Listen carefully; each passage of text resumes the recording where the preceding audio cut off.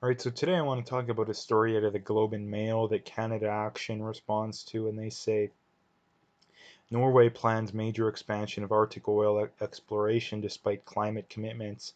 Minister of Petroleum and Energy Tina Brew said on Wednesday the expansion was needed to protect jobs and generate wealth. So yeah, basically the whole point of this being is that um, pretty well everywhere else in the world is not going away from oil. This is something that really bothers me so much, especially being from Alberta, is that you see all these leftists, constantly pointing out, oh, well, we need to diversify and that the future is wind and solar and the renewables and all this garbage.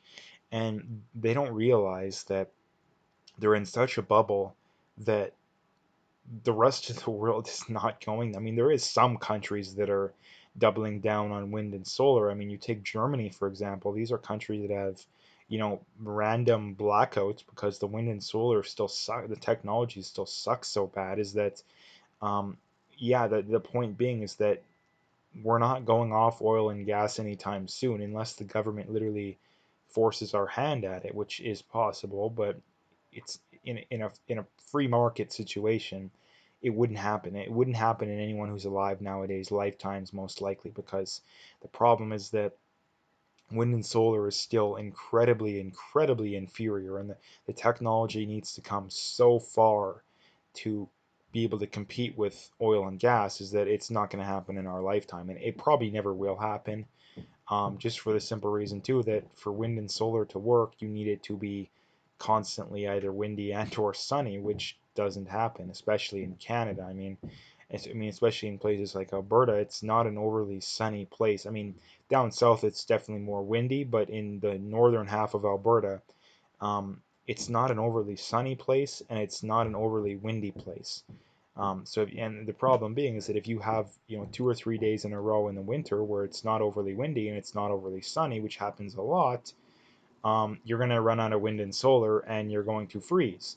And your pipes are going to freeze up in your house and you're going to have massive issues. And the other problem too is that people point out, oh, well, batteries. Well, the problem with batteries is that the technology sucks. Like the battery technology is so poor, you can't just store unlimited energy. I mean, you can barely even store enough energy to make it through a day, let alone.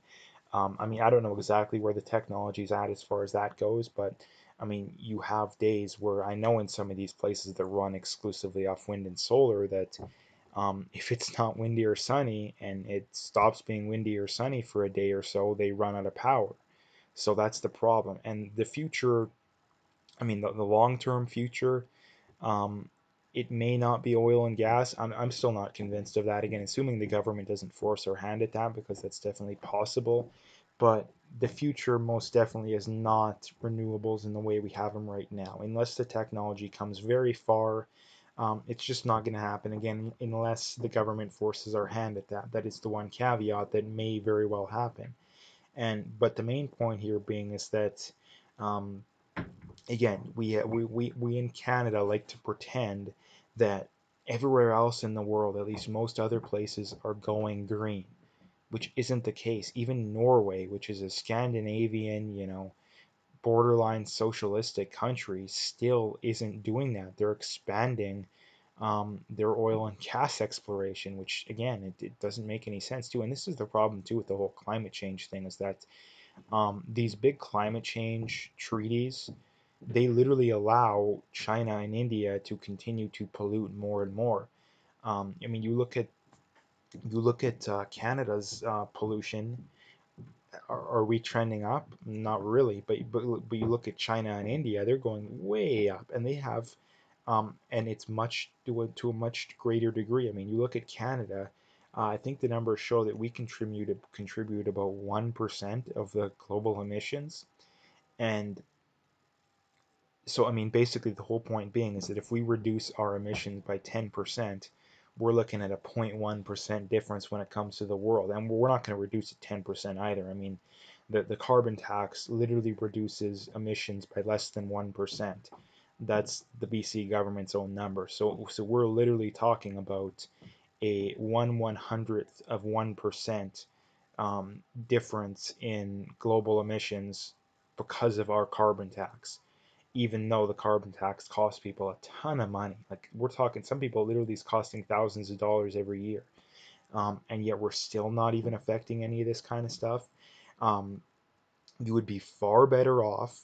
And again, this is the main reason why climate change activists have no credibility, is that if you don't spend pretty much all your time and effort criticizing China and or India and getting them to reduce emissions, you have no credibility. I mean, you look at Greta Thunberg, she comes to Canada and the States and lectures us, but yet completely ignores the fact that like China and India contribute by far the most emissions, per when you look at it as a country to country basis, and people point out the whole they have the most people. Well, does that matter? I mean, you're the kind of people that, I mean, by you, I mean the climate change activists. You literally think that within the next decade or two, the world will be uninhabitable if we don't change things. So why in the world would you be worried about the per capita CO2 emissions? You should be absolutely positively desperate. You don't care about per capita. The the real thing when it comes to these climate change activists is that they want socialism. I mean, you look at again the Green New Deal. The one of the co-writers with AOC literally admitted, yeah, the main goal is socialism. Again, the main goal when it comes to this kind of stuff is socialism. Again, the carbon tax is just another excuse for the government to steal our money and spend it on crap that they want. That doesn't actually work, too. Again, we know it doesn't work. I literally made multiple videos about it. The BC carbon tax has been in for what, 11, 12 years, and it has reduced emissions by 0.5%. So it doesn't do anything. And the government's solution in Canada to climate change is the carbon tax when we know it doesn't work. And even if it did work, there's still no reason to support it because it costs people a ton of money. You would be way better off spending money, like I said, convincing China or India to reduce their emissions. Not only that, these countries aren't just maintaining their current amount of emissions. It would be one thing if you wanted to make that argument that, oh, China produces way more, but they're still maintaining their current amount of emissions. That's not true. These other countries are building coal power plants and increasing emissions. It's literally like a hockey stick graph when you look at these countries. Um, so again, this is the one thing when it comes to climate change. Like I said, that the only way that you can know that you can tell for sure that climate change activists have any credibility is if they're railing against China and India, and we know that 99% of them aren't. Therefore, anyone who isn't doing that, again, they have no credibility whatsoever. I mean, like I said, the real goal is socialism, and the way to destroy, I mean, the oil and gas industry and the indirect industries that exist because of the oil and gas industries are very free market. The examples of the free market being a good thing. Not only that, they heavily employ men, specifically white men, which tend to vote for the right.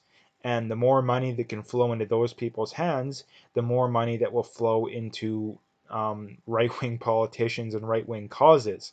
So again, this is why the left wants to shut it down. It is sheerly a political thing. It is 110% a political thing. They don't care about the environment. Like I said, if they actually did, they would spend almost all their time criticizing China and India. They wouldn't spend 1 minute criticizing Canada.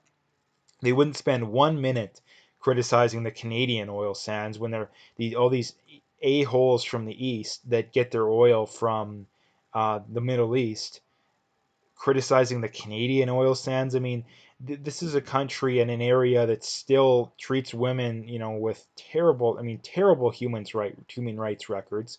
Gays are imprisoned and jailed in these countries.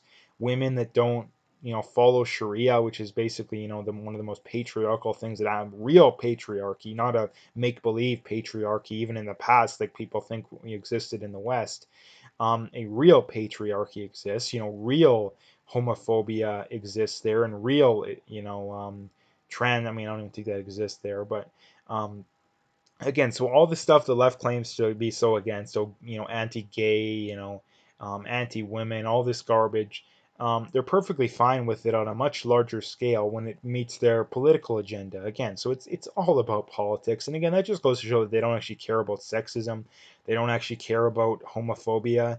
Again, if they cared about sexism, they would be perfectly fine with addressing the fact that men commit suicide like triple as much, that men are like 80% of homeless, men are 95% of the prison population. Again, if you actually cared about sexism, you would want to address those issues, but you don't. You only want to address the stupid make believe gender pay gap and the not enough women in STEM, even though women are just less likely to want to be in STEM in the first place. Um, so again, it's just all a complete and utter lie.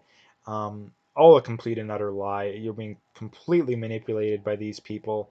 So basically, that's kind of the video for today. And I know I kind of jumped around topic to topic, but again, the main point being is that, the main few points is that the world is not going, the future isn't green, the future isn't renewable, like all these stupid idiot environmentalists in Canada like to point out. No, it really isn't. The vast majority of the world's population lives in a country that is increasing oil and gas and coal power plant exploration. Like the vast majority of the world's population, probably like 80 to 90%. There's a incredibly small percent of the population that pretty much exclusively lives in Western, European, and Canadian, and the states, these kind of countries that actually are increasing, the renewable industry, basically. And it's not being increased because there's a demand for it. It's being increased because we're being lied to about climate change.